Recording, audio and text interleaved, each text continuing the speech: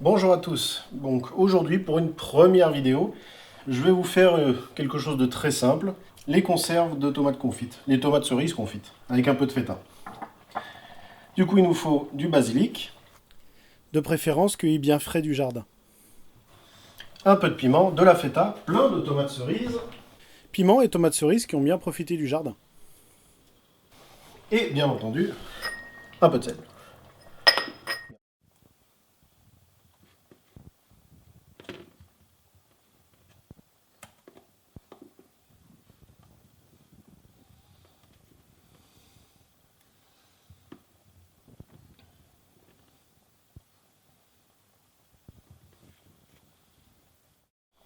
On a l'impression que ça fait beaucoup, mais les pots vont se remplir très rapidement.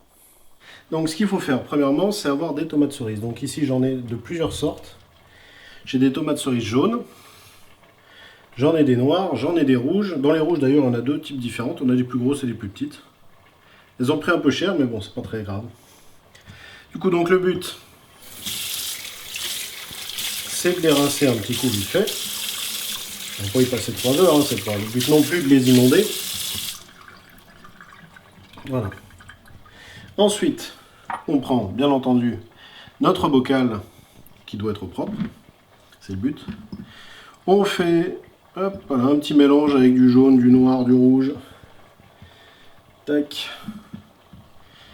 Voilà, on met un peu de tout, parce que tant qu'à faire, c'est bon. On met hop,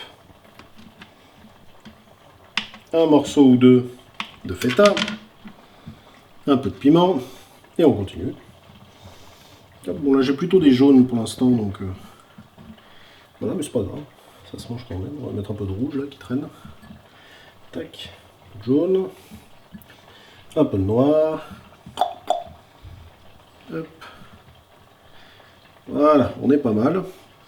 On va mettre une feuille de basilic du jardin. Tac. Un petit peu de gros sel, parce que c'est meilleur avec. Sinon ça manque un peu de goût. Un petit peu d'huile d'olive, à peu près une cuillère à soupe. Ou deux. Il faut faire à l'œil de toute manière. Voilà. Ensuite, il faut vérifier que le bord est propre. Donc pour ça, on essuie vite fait avec un papier essuie-tout, ou sopalin, ça dépend. Ensuite, la capsule, parce que c'est bien d'avoir une capsule, parce que sinon c'est plus embêtant et ça ne stérilise pas. On ferme le pot. Bon, évidemment, comme d'habitude, fermer le pot, c'est toujours la partie la plus embêtante. Voilà. On le dévisse un cran, et voilà. Il ne reste plus qu'à faire la totalité des conserves, et ensuite on peut passer à la stérilisation. Et pour ça, il faudra le stérilisateur, bien entendu.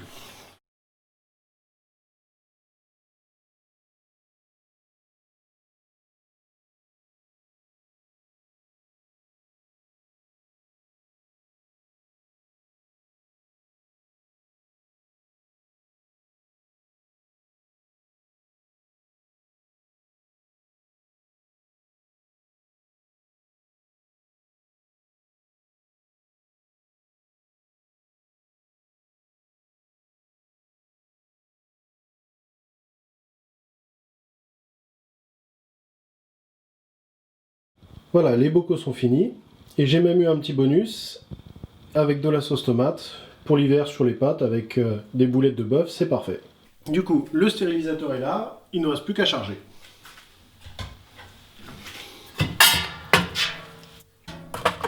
On peut mettre à peu près 6 bocaux comme ça par étage.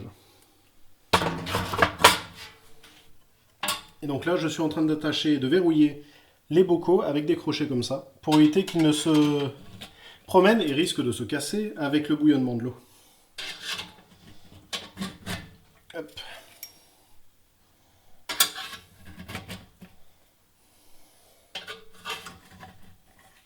Maintenant, tout est prêt, il n'y a plus qu'à remplir d'eau.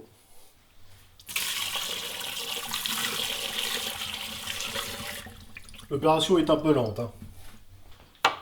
Voilà, là on y est presque. Il faut juste que l'eau soit au-dessus du dernier couvercle le plus haut. Voilà, ce qui permet d'être sûr que tout est bien immergé. Ensuite, il faut attendre que ça bout. Et une fois que ça bout, on compte 1h30, on coupe le feu et on laisse refroidir tranquillement, couvert comme ça, jusqu'au lendemain. On se retrouve donc une fois que ça bout et je vous dis à tout à l'heure.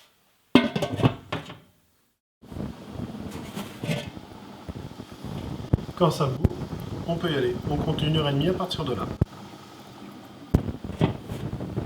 Bon, nous voilà l'avant-dernière partie où il va falloir voilà, essuyer les pots et contrôler qu'il n'y ait pas eu de problème. Pour ça, il suffit de défaire. Voilà. On va éviter de mettre de l'eau partout. On ouvre et on contrôle. On tire légèrement, pas besoin de forcer comme une brute. Si la capsule ne se défait pas, on est bon. Il suffit d'essuyer pour enlever l'eau.